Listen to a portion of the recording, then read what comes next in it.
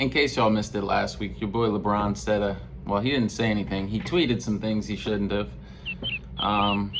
Yeah, and it seemed like he got bodied for it. Candace Owens rips him, Ben Shapiro rips him, Marcellus Wiley educates him, as well as others. Let's check it out. Here, you know, they use people that are false prophets like Lebron James to propagate a lot of these lies, particularly the Black Lives Matter lie. That seems to be almost the biggest one. The race lie has been permeating throughout every element of culture. You have LeBron James, who lives amongst white people in a $100 million Bel Air mansion, who is protected by white people, protected by presumably undercover officers and things of that nature everywhere he goes, and you know, to his games back and forth. There are police officers that are constantly surrounding him, and yet he puts out this lie. And the president is correct to call him, President Trump is correct to say that LeBron James himself is racist. Not only that, but he doesn't care about black people. If LeBron James cared about black people, he'd point to the truth. The truth is that if you care about black people, you have to talk about black on black crime. Upwards of 95% of black homicide victims are killed by other black people. What he actually cares about is just making sure that he himself is situated as a king, while the peasants beneath him, he calls himself the king, the peasants beneath him and that follow him all invest in this lie, destroy their own communities, and yes, kill each other, as would have been the circumstance if that police officer had not have intervened.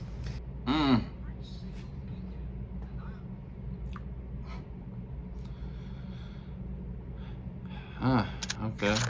All right. What did Ben have to say? And then you have LeBron James, the greatest and wisest of all Americans. LeBron James is a visionary. I mean, he's willing to take millions of dollars from China and allow China to basically commit whatever human rights violations they want to commit, and then he'll defend China. Sure, LeBron James doesn't know his ass from his elbow when it comes to actual statistics with regard to policing or race in the United States. Sure, LeBron James, who is worth approximately $1 billion, goes around talking about how he lives in existential fear of the cops, which is pretty incredible. Sure, LeBron James doesn't really know things. But here's the thing. The media have dubbed him a new wonder worker in American politics. They've dubbed him an important figure in American politics, even though he doesn't know things. When I say that LeBron James doesn't know things, I mean, it's pretty obvious he doesn't know things. All right. That's name calling. It seems almost unfair. But here, let's get a calmer perspective. And our boy Marcellus Wiley.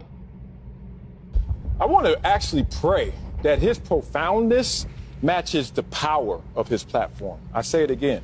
His profoundness will one day match the power of his platform.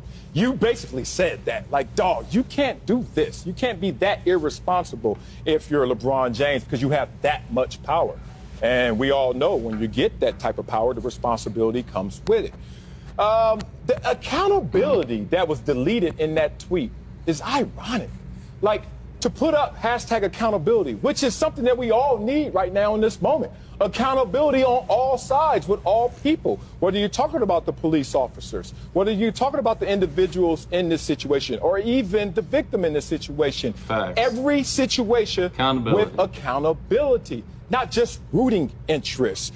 And that's what's interesting about this. LeBron James, in terms of what he does for his day job, being a basketball player, second best at worst ever, maybe the GOAT. It's amazing there's one glaring critique on his resume, that he defers in critical times. Damn, I wish that was true in this moment. When it's a real issue, not just basketball wins and losses and points scored. He said his weakness on the court is the fact that he's not, or that he defers, that he passes the ball in critical moments. He's not, quote unquote, the Michael Jordan type of superhero on the basketball court. But in real life, you know, he's playing superhero, jumping out there, doing ridiculous things, causing detriment and harm to the community, as opposed to doing what he should do on the basketball court, which is, you know, be aggressive, be dependable, be that finisher, be that commander-in-chief. But instead, in reality, he's, you know, doing this other stuff.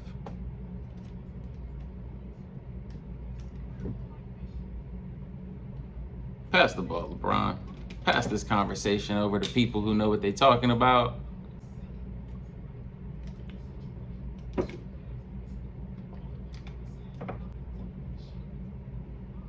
When it's real life issues, where's the deferring? In that moment, LeBron, until all the facts come out, till you watch the video, till you come out and see what's right from wrong in this situation, he should have passed in this moment. You know, people always say, and I'm not agreeing with that, shut up and dribble. Nah, just shh and pass. Wait for it to come, and then you'll be able to see things clearer. But this is what happens when you want to be first, not right. And he has that platform, he has that power, he has those followers, and he knows that those people are listening for every single word that he's going to profess. So it's crazy. You said check your emotions if you're not emotional. I'm going to check them. Because emotions can't trump logic. And that's what's happening.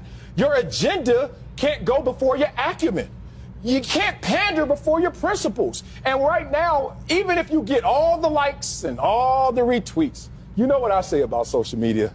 Man, I am tired of people always going out there for likes and followers. Where's the love in the leaders?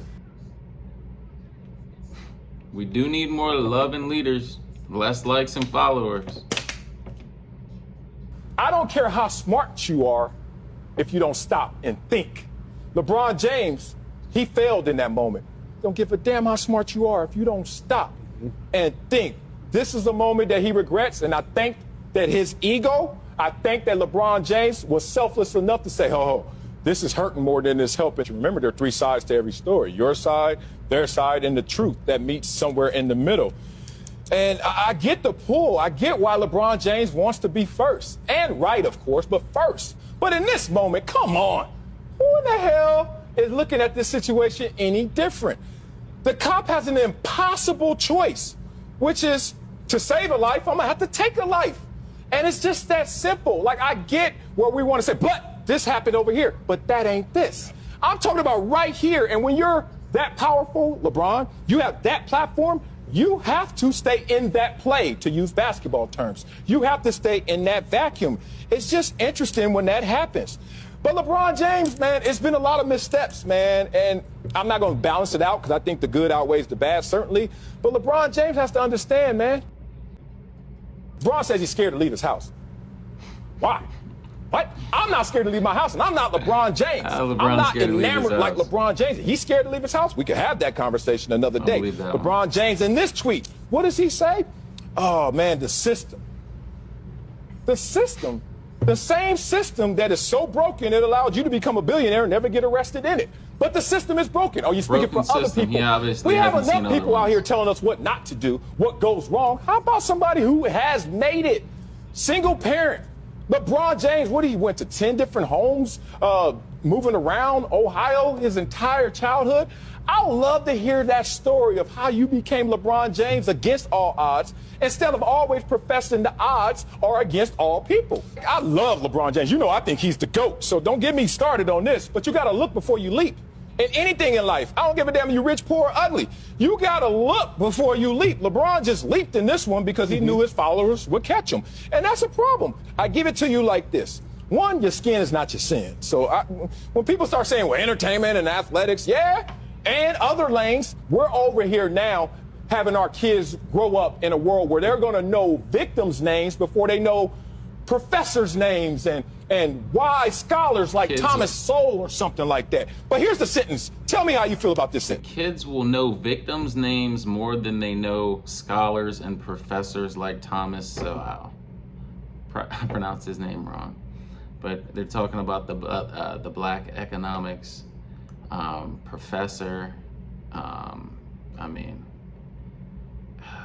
I've been meaning to get one or two or three of his books because, yeah, that guy, the way he breaks down economics and totally debunks a lot of the things that, we actually teach in our schools.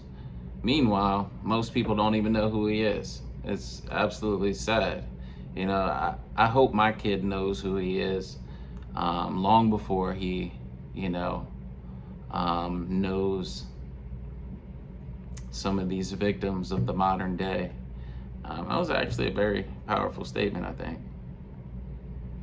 LeBron James says, I'm so damn tired of seeing black people killed by police. With that platform.